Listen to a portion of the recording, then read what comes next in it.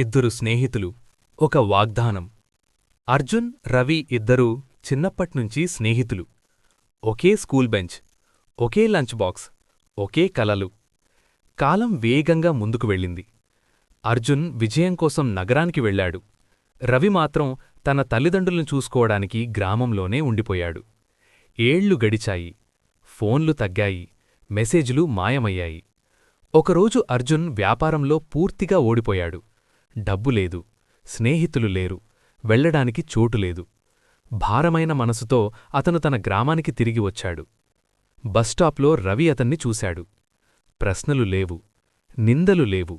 అతను చిరునవ్వుతో ఇలా అన్నాడు, లేటైనా పర్వాలేదురా, నువ్వు వచ్చావు, అదే చాలు. ఆ రాత్రి ఇద్దరూ పాత టెర్రస్పై అదే నక్షత్రాల కింద కూర్చున్నారు. అర్జున్ మెల్లగా అన్నాడు, నేను అందర్నీ మర్చిపోయాను, నిన్ను కూడా.